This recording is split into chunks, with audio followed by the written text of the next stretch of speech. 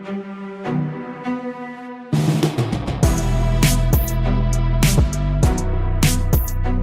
you ready to unlock your full potential? Motivational speaker, the comeback coach, and goal crusher Joe Rivera brings you inspiring leaders, incredible stories, and valuable lessons on how you can change, grow, and reforge your life. Now, here's your host, Joe Rivera. What's up? What's going on, everybody? Welcome to the Reforge Your Life Show. I'm your host, Joe Rivera. And here at the Reforge Your Life Show, we love to show you that the comeback is more than possible. And today, y'all are going to love the guest I'm bringing onto the show.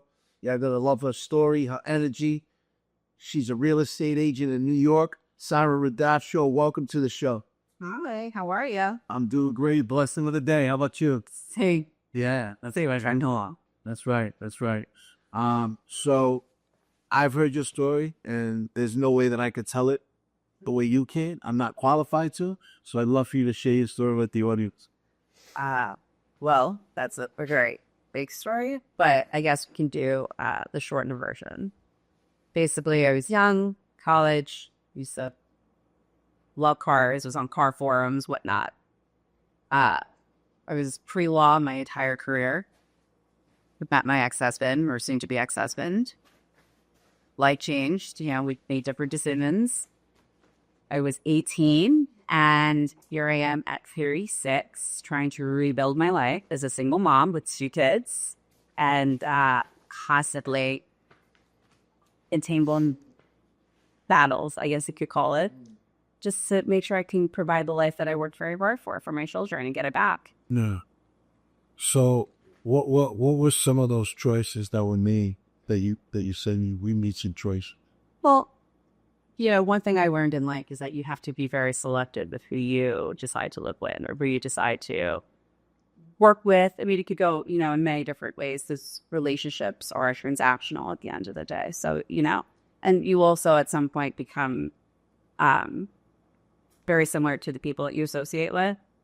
So one of the choices was my ex-husband. I followed what I thought was my heart, and it led me into a place where I, in 2022, was left with $1,300 in my bank account with 2 little kids, and my ex-husband made away with $1.3 million that we knew of at the time. Wow. And again, we had a lot of decisions. We built a company together, cut me out of the company. I was also a real estate broker. But with 2 kids, I had to kind of, do a balancing act and try to figure out, okay, how do I run this company with him, and how do I do my business on the side? So my career, kind of took a little bit of a dive personally. Here I am today, and trying to build that career back because I lost the electrical companies. And I made a lot of financial decisions throughout that, course of my marriage and business ownership, things that I probably today look back would have never done, knowing what I know now. Hindsight 20/20, right? Now it's been a struggle. It's a build up every day. Business finally is starting to pick up a little bit. I'm starting to get that out there. People are starting to see me out there again. I have some great things in the pipeline.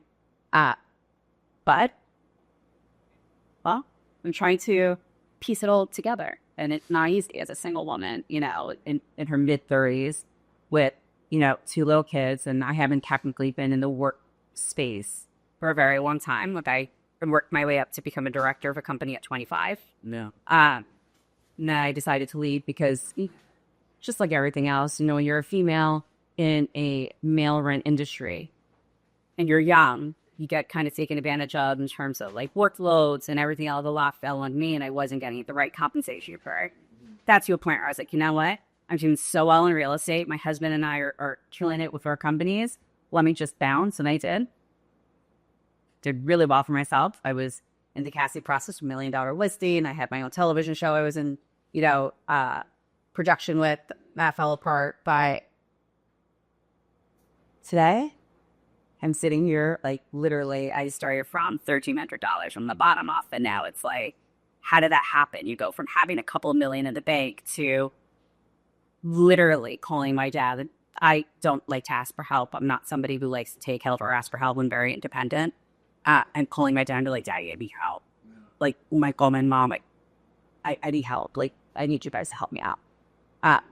And so also my kids, you know? Well, I mean, something's to be said about that, right? It's like, all right, let me remove the ego and say, you know what? Fuck, I need help. I can't do this shit alone. I kind of want to backtrack though, because you mentioned how, you took a back seat with your business to help your well, it seems to be ex-husband, build up to a couple months the company in the electrical business, right? So, and then all of a sudden that gets kind of wiped away from you. What's going through your mind before you ask for help when you're in that moment of like, shit, what the fuck just happened? A lot. You know, how? That's the first thing. You like, how? Like, how did I let this happen? You know? Why? That's another question that you sit there and you ask yourself, like, why is this happening to me? You know, especially since it was my husband who was my business partner, right? I was 51% under, he was 49, and I was getting myself into a position where we were looking at buying other properties. We were looking at, you know, potentially building another house, or, you know, we were really working towards a dream. And overnight, as spite, I get cut out bank accounts. I get cut out everything because I decided that I wanted to, my personal life and my well-being, my mental happiness, like that to me was more important than the constant like ridicule and verbal attacks. I get it out. I was like, I got to get out. I also had 2 seizures in that process. That also led you to say, okay, I'm out. This is too much. Like, the abuse is too much. My mind couldn't take it. I had 2 seizures. I almost died. Like, it was a scary moment. And I had to sit down. I had to say to myself, okay, all these things that you just went through in the last 10 years of your life, you got to just turn around and say, I fucked up. These are consequences of my decisions. And I had to swallow my pride. I had to go to my parents and say, hey, I'm sorry. Like, I should have listened when you guys gave me advice. I didn't. Like, I had to really put my tail between my legs. And for me, that's a little hard to do. You know, but my kids are really what drove me to do it. My kids are what went through my head. It was like, I have to do it because I have 2 little kids that I am going to have to support for the rest of my life. And they rely on me. They're always going to rely on me. It was tough. It was a flashback of like 10 years of my life. Like, just everything, you know, the watches, the cars, the fancy vacations, you know, the properties we're looking at, the money in and out, like the cash that I would see flying around. Like, I was like, where did it all go? Like, why am I in this position? You know, it was a lot of guilt. It was a lot of, I guess maybe it was not self-hate. That's the wrong word. I guess I was angry at myself. You know, you go through a lot of different emotions. It was a whirlwind. I had some days that I sat in the shower and I cried. I would sit there for 20 minutes just bawling my eyes out, saying, okay, you just got to swallow your pride. You got to swallow your pride. You got to swallow your pride. And I went to my parents, tail between my legs, and I said, I'm sorry. This is what happened. This is where I went wrong. This is what's been going on in my marriage for the last 10 years that I kind of kept quiet. They're like, well, we thought you were so happy. You were doing so well. You guys are so successful. You guys did all this. We're fucked up. Tell you about that. Yeah, what was the actual turning point that made you say, you know what, I'm sick and tired of being sick and tired? Because it sounds from what you had just shared that there was a lot of verbal abuse. Yes. A lot of deceitfulness that went on in the marriage. And, you know, that you said it went on for 10 years. Actually, during the divorce process, I found out that deceitfulness went before we were married. My ex-husband had a wandering eye. And, you know, I have proof of like a dozen women that were in the background of my relationship. One of them starting from before we were even married. And, you know, I always tell people, listen to your gut. Because, you know, my gut always told me something was odd. You know, I would see text messages, women, they're like, who's up to here? Like, who's that? It's like, oh, it's my cousin. And the next minute, it's like, hey, babe, can you run this, like, you know, mail out this permit for me? Like, hey, okay, no problem. Like, you know, like, I should have listened to myself. And, like, then I'd harp on it. I become obsessed with it. So that to me was, that was very the deceitfulness, whatever. And then when I would start asking questions or when I would fuck up on something, I would be berated. And Can you elaborate on that a little bit? his favorite line, even my mom called him out on it, was, the problem with you is. Problem with, like, what? I just abstain for, like, I don't know, about $200 so I can go shopping. Like, but the problem with you is, and what's the problem with me? Like, they need money for diapers. Did you start believing that there was a problem? Yes, it will. If you looked at me right before the divorce, when the seizures, eventually my body just gave in and the seizures happened, and you look at me today, I look like two totally different people. Like, one of my girlfriends, she looked at me, she was like, you look meek. You don't look like yourself. Who is that person? And I was, talking with one of my friends the other day. He was also at the same wedding I actually thought I was dolled up for right before the divorce. I thought I was like, and it was like, you looked old. Like, you didn't look like the vivacious, person that you are. And you had your makeup done. Like, I know. So it looks like two totally different people, It takes a toll on you. And mentally, emotionally, I felt like I was never enough. There was always something wrong with me. Literally, like, those were his exact words. The problem with you. Like, the amount of messages I have where it says, the problem with you. Or, you don't know how to do this. You don't know. It's never, wow, the accountability. I guess there's no accountability on his part, right? Me, when I fuck up, I fuck up. Like, am I thrilled about how my divorce started? No. Do I really want to elaborate on it? No, but I know where I fucked up. Like, maybe I could have done things a little differently, but sometimes you need to do things to get yourself out of there. Situations or whatever it is. Sometimes things just happen and you just gotta go with it and follow your heart. That's one thing I've learned through this process too, is follow your heart. When I say follow, you got to also follow your heart. And if your heart's telling you you can't get out, or your heart's telling you this will be better for you, this is what you want, go after her. But yeah, it was a lot of verbal just attacks, to go and hunt her, sneak away from, and then tell me that, send me all these messages. Oh, I love you. Da, da, da, da. And they come back and they see these messages from other women while you were under. And then I guess send photos of you were women in that. Your family with these women. And I'm just like, it makes you feel less than. Yeah. And then in the car with my kids, and he screamed Dad, told us wants divorce. Okay. Like, at one point, I just gave up fighting. It was like, okay. Let's do it. Let's do it. It was Mother's. Like, just do it. Happy Mother's. Yeah.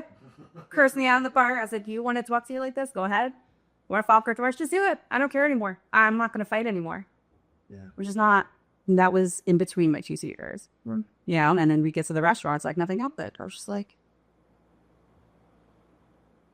psychological. That's psychological warfare, in my opinion. Or I could be wrong. I'm not a psychologist. Well, no, it is, because I think it's important for the audience to pick up on this too, how powerful words are. And if somebody keeps drilling something into your head, it's going to hit your belief system, right? And then you start believing it. That's why verbal abuse, sometimes can be looked at as worse than physical abuse, right? Yeah. Because it's what it does to your mind. I mean, they're both terrible, right? Yeah. But it's verbal abuse is just as bad as physical abuse because of what it can do to you. It's awful. I looked at. And and I think it's important for women and men to understand, because there's men who go through it, women who go through it, that you don't have to stay in that situation, right? You don't have to stay stuck in that situation because you feel that person is the only person that's going to love you. And that person's going to, financially, you know what I mean? So there's so much there to unpack. So much. And what's crazy is that, and this is what a lot of people don't realize, like, I think I was staying for so long because I was married to the life that we built. I wasn't necessarily married to the relationship itself. I also think I secretly knew how this was going to go down with him. So I was like, well, he used to make a comment about a friend of ours who's a shepherd keeper. Usually not my current boyfriend. That's what he used to say about shepherd keeper. I'm like, okay, I get where your mindset is. But then when I think about it, I'm like, wow, the way that my divorce is gone, got over $500,000 spent. My legal bills, just my legal bills alone, are like $350,000. We had business, we had a forensic accountant, that's $100,000. I'm sure his legal bills were probably, so combined, this is like $1 million divorce. Yeah. For what? And then when I look at the emails, I'm like, this is insane. So I think I always knew, because he used to make these comments all the time. It's always about money, like money, money, money, money, money, money, money, money.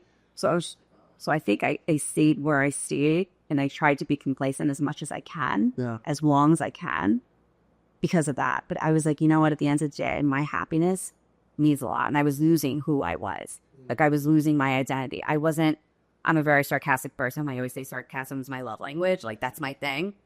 But, I lost it. I was obsessed all the time where he was, what he was doing, he was talking about. It wasn't healthy. I had 2 kids to worry about. So it's toxic, beyond toxic. Like, I had the messages where, when I kicked him out the first time in 2019, when I covered a series of affairs, oh, I love you, we're so sorry, I need help, I'm this, I'm that, and I'm just looking at those, and now when I look back at those messages, I'm like, dude, he literally said to you, he's a psychopath, and you still said, okay, come back home and have another baby, come back home, So I will tell you, as you said, words are very powerful. It starts at a young age. My birth mother was like this. And I always had a fear of, if I ever had kids, I'd be like that. When my parents went through their divorce, she brutalized me, like, verbally, not physically. I don't, in her defense, I don't think she realized it. I don't think she realized what she was saying to, like, a 10-year-old and a 9-year-old, who was not okay. You don't do that. And I always feared having to be a mom that I would be like that. So I kind of always thought I would never be a mom when I was younger. And I married her. Just the reverse. So now when he wants to get mad at me or get back, and he thinks by calling me my birth mother's name hurts my feelings. It's like he's trying to still he would write my chest and write my birth mother's name on it. Yeah. Do you think that affects me? Like, I married my mom, my birth mom, essentially, just the newer version. But I call it, they call it NM 2.0. Like, yeah, words affect you. Words carrying on for the rest of your life. Words shape what happens to you later on in the future. That's why you do things for your kids at a young age, right? That's why you teach them things at a young age. So when you speak to them a certain way at a young age, because you're instilling in them, okay, you're going to be young and successful. You can do it. Their belief system. So just as you said, words are powerful. It carries on forever. Words are always powerful. And that's something I'd learned through this process. That's something I learned in the 36 years I've been on this earth. Words have so much meaning and carry so much weight that you have to be so careful and conscious of what you say to people and how you treat people, because you're having an effect on that. Yes, 100%. It's so important to be very mindful of the words you use, especially when you're talking to your kids. Oh, yeah. Right? Because your kids are your legacy, right? And going through what you went through, I'm sure you're very conscious of the way you speak to your kids and what you say to them and how you treat them because of what you went through, right? Yeah. So that you break the curse that you had to go. Yeah. And I know later on, like I always tell people, kids are resilient, yes. Kids are also very observant. Oh, yeah. What of the... And they're so much smarter than we give them credit for. Yeah. Like, so much smarter. I'll give you an example. Unfortunately, we both probably shouldn't have had this conversation in front of the kids on FaceTime, because we had calls with the kids. So we both said a couple of things. We didn't curse at each other, but we had like an adult conversation that should not have been in front of the kids about unblocking, blocking phone, and like him throwing me under the bus that I blocked them. But yeah, it's called psychological boundaries. You text me, I'll call you. No problem. You don't need access to me 24/7. We had that conversation in the car, and I shouldn't have done this, but my credit in this divorce went from 830 to 618, but he's purposely not paying a mortgage. So I was the key to the mortgage. I can't afford another internet. Please pay the mortgage. Please pay the mortgage. Like, I'm begging him. Like, I need a payment. I need you to make a payment too. Like, I can't carry everything on my own. I just can't. Not all the expenses. You gotta pay something here, bro. So we had that conversation. Bad decision on my part. Bad decision on both of our parties. So I apologized to my daughter that night. I was like, I'm really sorry. I want to sit down and talk to you. I want to apologize to you for, that should have never happened. You know, mommy and daddy should have never had that conversation in front of you. And I apologize. I was like, I apologize here, both of us. So I said to her, she said, mommy, it's okay. You don't have to apologize. And she's like, you were just standing up for yourself. She's a 6-year-old. I'm like, what? So like at the same time, I'm super proud of her for understanding that you got to stand up for yourself. The other side of me is like, this is a 6-year-old kid who matured so early. Yeah. Because of what she witnessed. She was forced. She was forced to grow up. That was Nate. I was forced to grow up at such a young age. You know, I was always responsible with my friends. Like one of my best friends growing up, her mom used to always say, if Sarah's going, you can go. Right. So she was like, Sarah, let's go to this party. Sarah, let's do this. Sarah, let's do that, because she wanted to go. And it's like, like, you know, I was always the responsible one out of everybody. But you're forced to grow up. So what do you do? What do you do now to allow her to slow down that growing up and just enjoy childhood? A lot of play dates. It's exhausting. It's expensive. It's exhausting. But a lot of play dates. I try to take her out as much as I can. I make them do sports, you know, because I think that's really good for them. She can fight with me all she wants. If she wants to, I don't think I don't care. You know, I have no choice. Just go. You know, give them structure.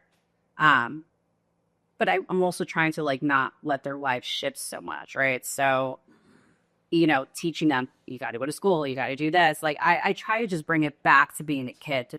But being around other children really helps. Like, yeah, of course. I don't let them play on TVs and iPads and stuff. Yeah, like I turn on the TV every now and then. Yeah, I'm not saying I never do. I hid their iPads back in April. I hidden so well, I haven't found it yet, and we're now in November. Yeah. So I have to now replace those. They'll take with iPad those things, but they haven't had iPad since. That's so important because this technology is destroying these kids' brains. I mean, but it also makes them grow up too soon. Well, yeah, 100%. It exposes them to way too much, way too early. Right. That'll make sure we're watching what they're watching. Everything. It's so important. So important. Like I had to unfortunately get my daughter an Apple Watch for communication reasons with her dad.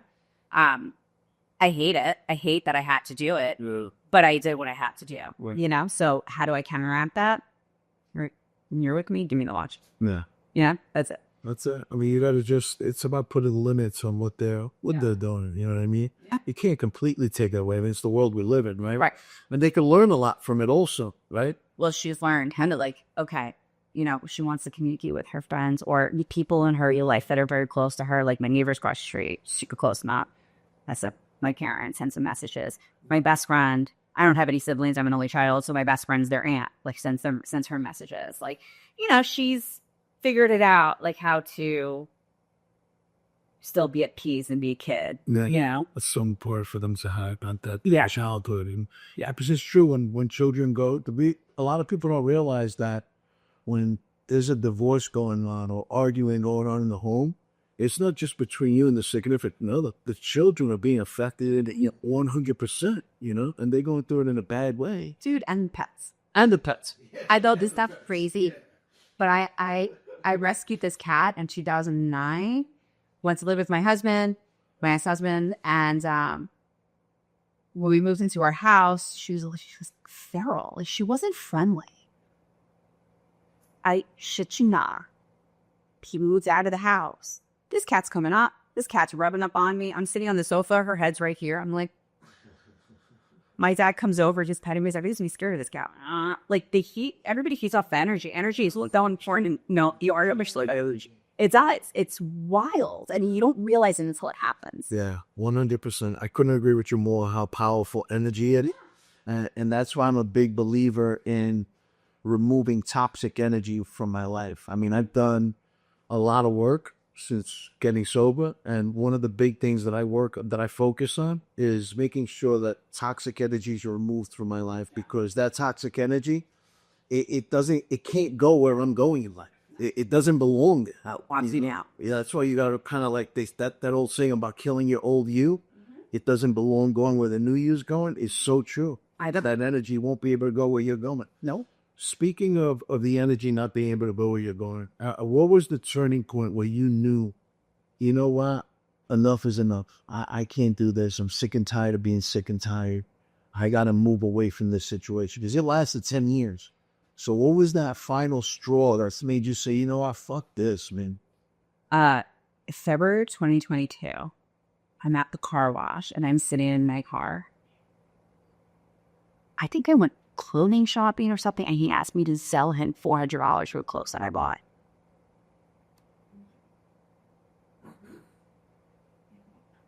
How's, like, you just bought yourself $100,000 in fucking watches. And then, like, what?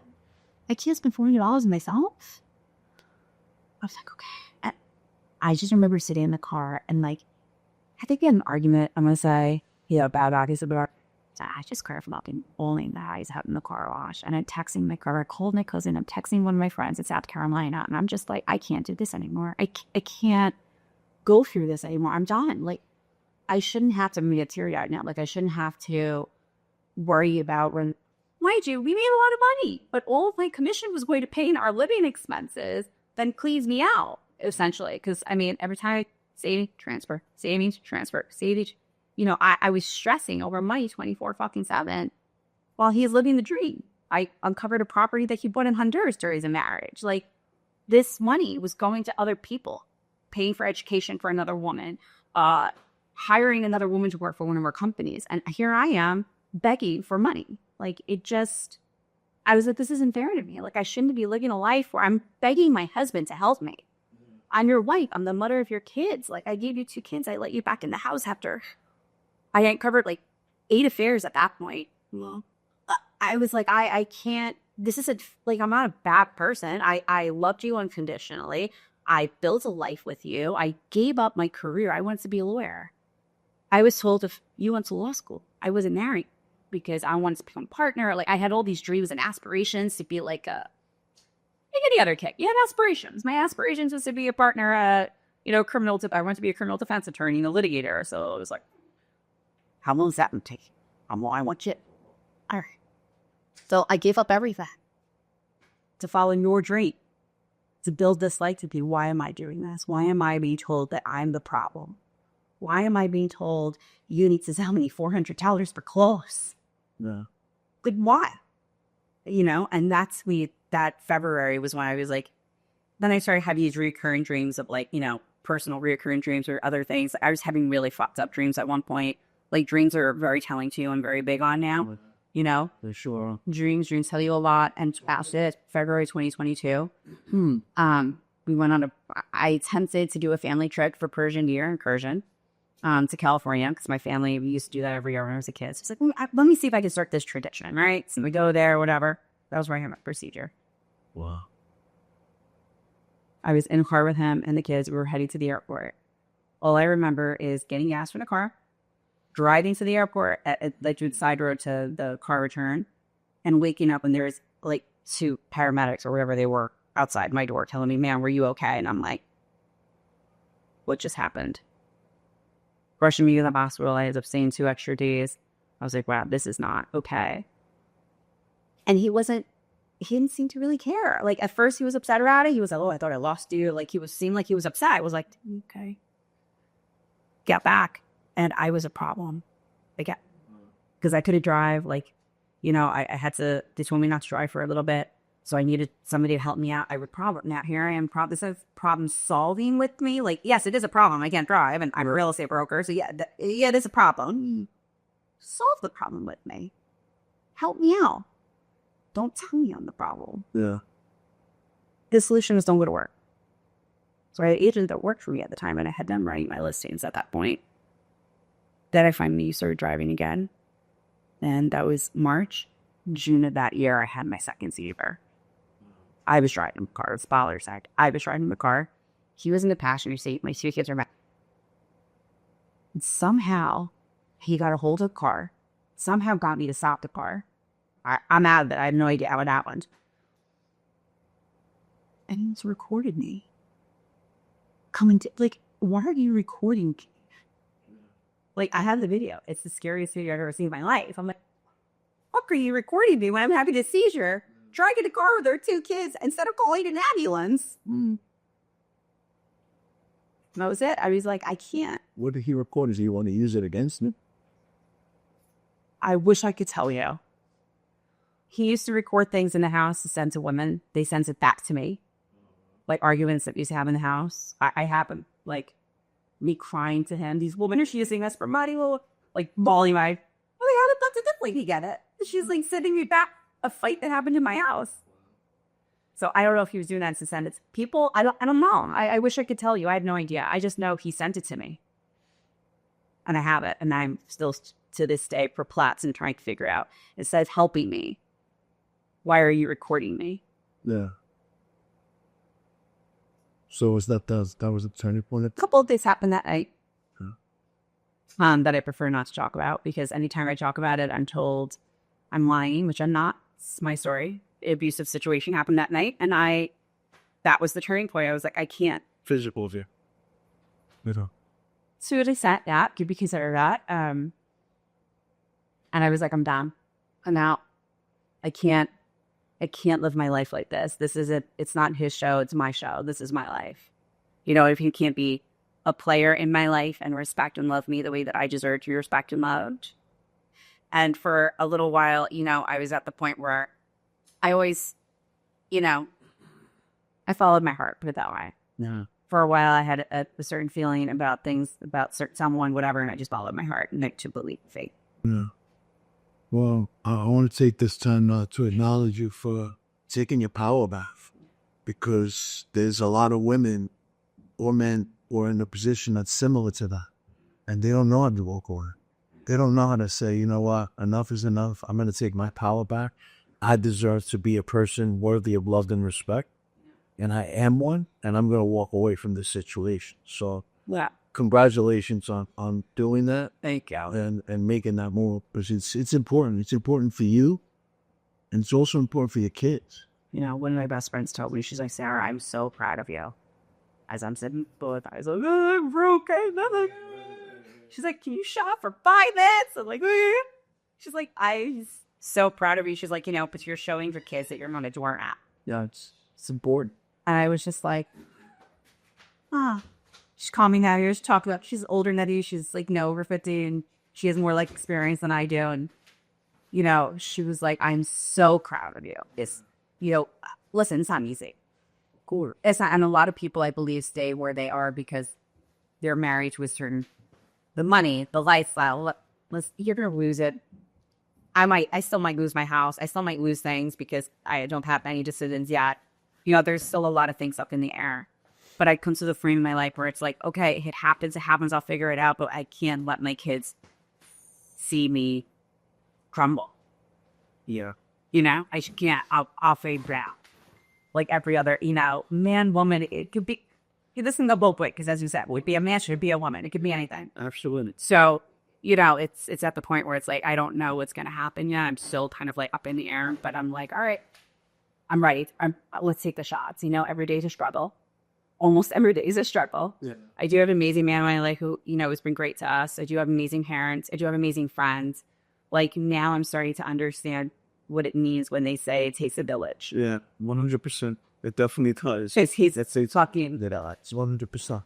And also, we spoke about how powerful the words are that we tell ourselves, the words that people tell us, the words that we tell our children.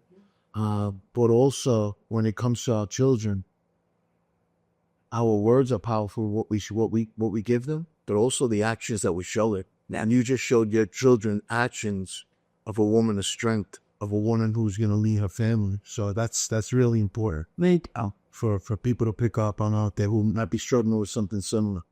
That, you know, it's not just about you. Your life doesn't belong to just you. It belongs to the people that love you also. Yeah. So I'm curious, because we spoke about the belief system that you kind of had to break through, of the I'm not good enough, I'm not worthy, I don't deserve to be loved, right? All those beliefs that you had to break through. And I believe when we break through those belief systems, there's a new belief system that you know. And when we build that new belief system, there are also core values that are uncovered. And those are core values that we kind of are able to latch onto when we also go through difficult times, because this thing called life, this thing called purpose. It's not a straight line to success. Then bumps in the road, it gets fucked up. You got to know how to navigate through those bumps in the road. Yeah. And the way we do that is through our core values. So what are some of the core values that you uncovered along this journey? Always be nice. I know this sounds so juvenile. Like, just always be nice, because you know what? You never know what the other person on the other is going through. No. You know, when I was going through things, my boyfriend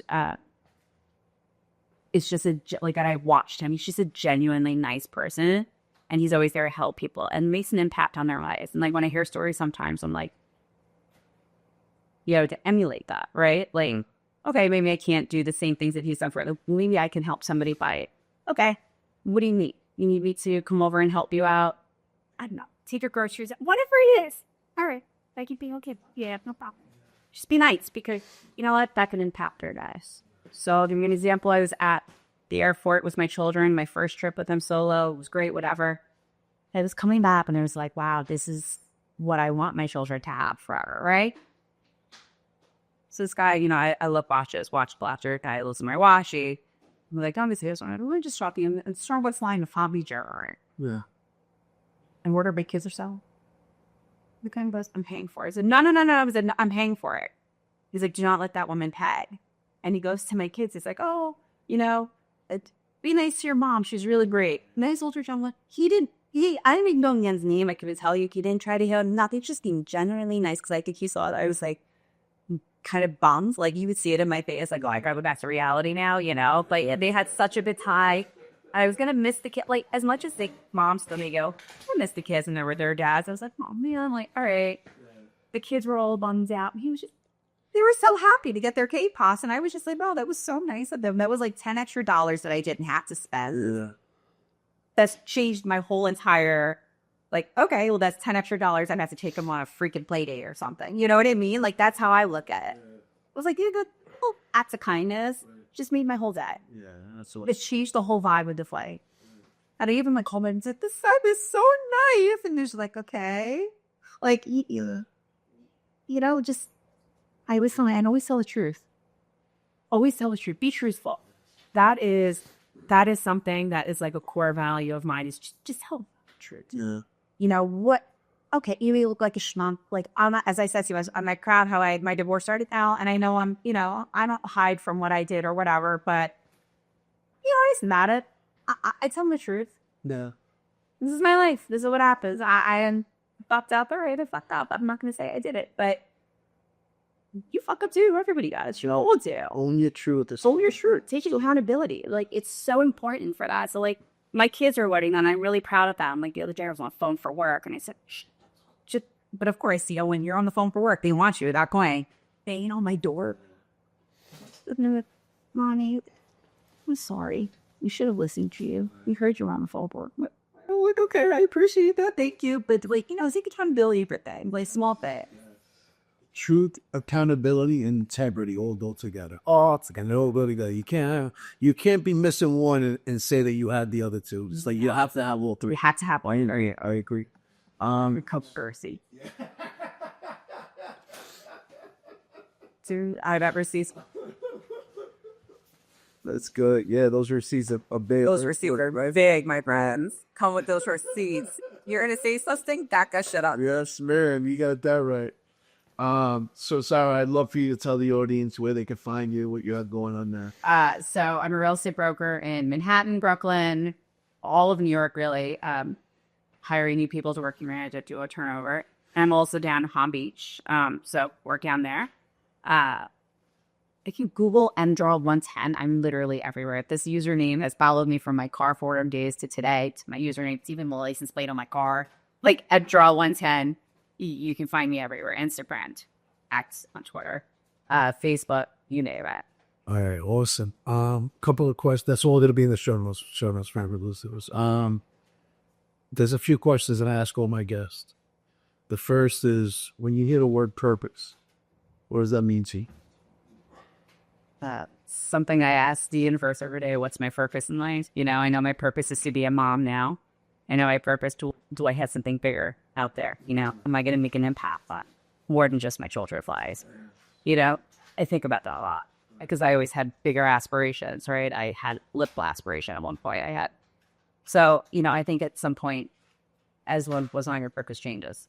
Well, you mentioned earlier about learning to trust their gut. Trust your gut, and your gut, some of you, that there's more out there, that there's more to accomplish, that there's a bigger purpose. Yeah. Usually means that there is. I know. Yeah. And I think there is for me. I think for me, it's creating two well-rounded individuals. My kids.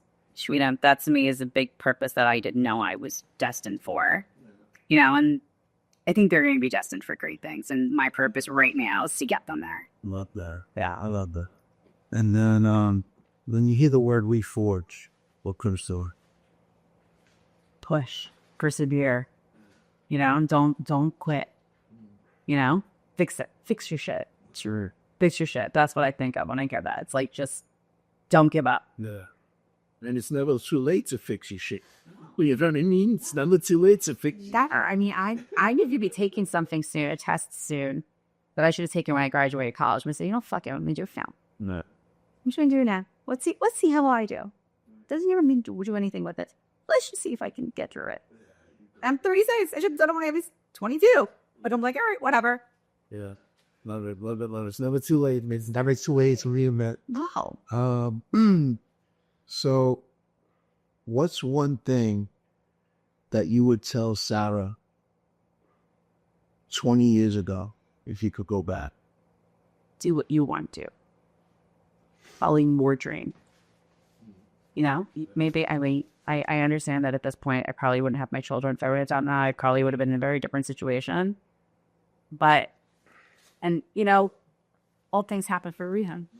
Everything happens for a reason. My parents was actually white. My mom was my stepmom. My boyfriend was my best friend, who was my client, turned best friend, now my boyfriend. These people have helped me get through. My best friend now, being a dog for 7 years, about more toffee and everybody comes into your life. Everything happens. There are going to be situations in life that are going to change. People are going to grow. People are going to phase out. This person's in your life. Just follow your dream and just know that everything happens for a reason. Everyone comes into your life for a reason, and don't question it. Just to go. No such thing as coincidence.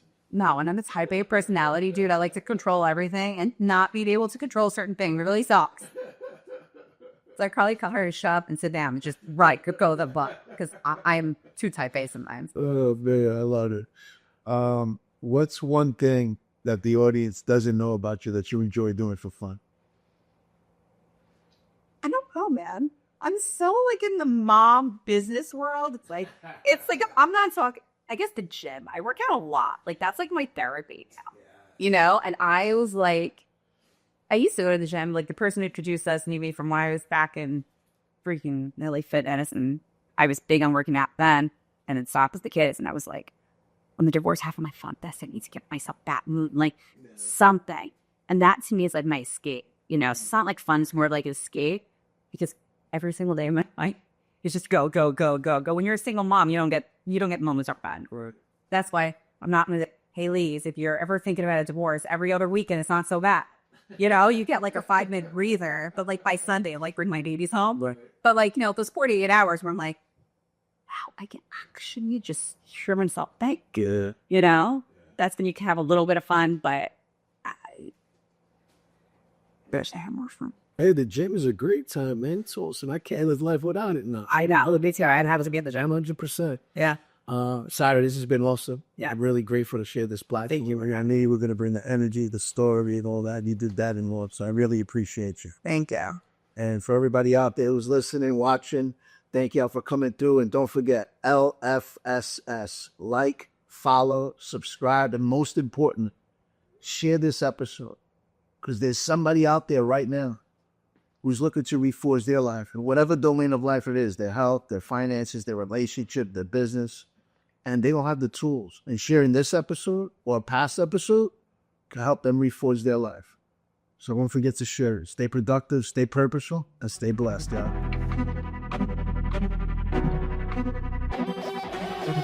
You've been listening to Reforge Your Life with your host, Joe Rivera. Make sure to subscribe wherever you get your podcasts.